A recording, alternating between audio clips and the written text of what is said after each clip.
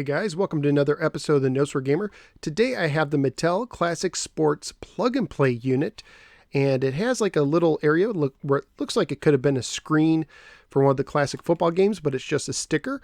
You have your on-off switch down here. You could also select between Pro 1 and Pro 2 for difficulty, and you can see the red light indicator does work.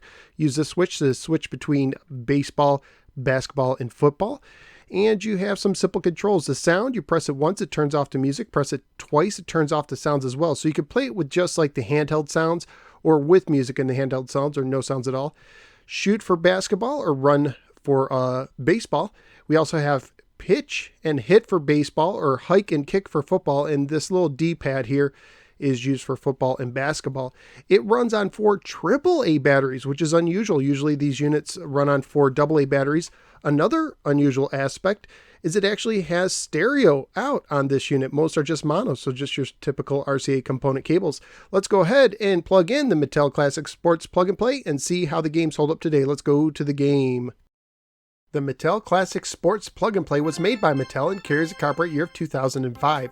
It contains versions of baseball, basketball, and football. The Mattel Classic Sports Plug and Play was made by Mattel and carries a copyright year of 2005. It contains versions of baseball, basketball, and football based on their popular electronic handheld games that were released in the late 70s. There is no menu screen. You simply use a switch on the system to instantly change in between games.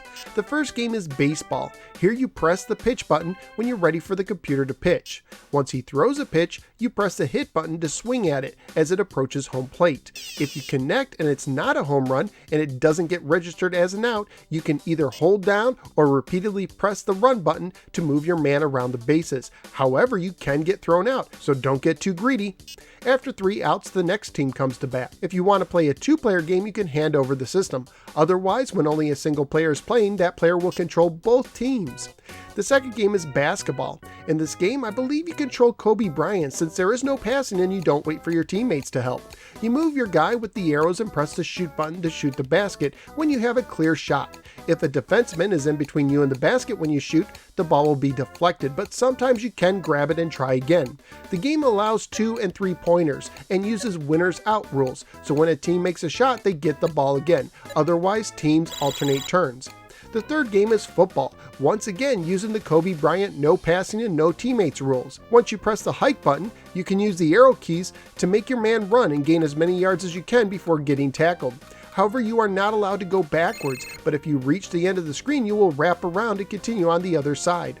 The top portion of the screen shows you the down, how far to go, and what yard line you are on.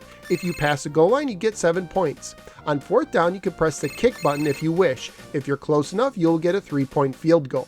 But if you are too far away, you will punt the ball, and it will automatically be given to the other team at a computer-determined starting point. Graphically speaking, the game does a fair job of trying to replicate the look of a handheld game, which means red dots moving around on a black field.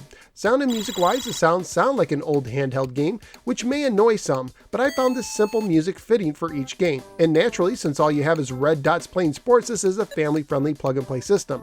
At the time of my research on eBay, used systems were selling for $10 to $20 and new systems were selling for $15 to $21, including shipping.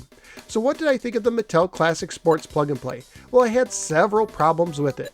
For baseball, I found it near impossible to react quickly enough to pitches, even on the easiest setting. I randomly guess swung at times and even hit a couple home runs this way, but this seemed to be just dumb luck and wasn't very enjoyable. Basketball was okay and football was the most enjoyable, but adding a passing feature to football, which they did in some handhelds, would have been nice. And while it may have stayed true to the originals, having some sort of a single player variation would have been swell too. Playing as both teams is just not that enjoyable. But the biggest gripe I have with these games is that they lose their charm when they're brought to a TV screen. Part of the experience with old handheld games such as these is the sensation you get from actually holding the unit, looking at the red LED lights, and listening to the sounds from the small speaker. Take all that away and I'm afraid it's just not the same and loses a lot of the enjoyment. So where am I going to rank the Mattel Classic Sports Plug and Play? Well, it's going to battle the Coleco head-to-head Plug and Play for the bottom spot. And since I'd rather play the Space Invader and Breakout clones on that unit rather than any of the games on this one, the Mattel Classic Sports Plug and Play is going to start out its season at the bottom of the standings. I recommend you play one of the actual handheld units instead. So what do you think of the Mattel Classic Sports Plug and Play? Whether you agree or disagree with me, feel free to let me know in the comments below. Also feel free to click the like and subscribe buttons, and if you'd like to support the show, you can do so at Patreon. Just go to patreon.com/NoSwearGamer for more information. You can also follow me on both the Facebook or the Twitter, and I'm also a member of the Retro Junkies Network. Thank you for giving me a little part of your day, and I look forward to seeing you next time on the next episode of the No Swear Gamer. Take care, everyone.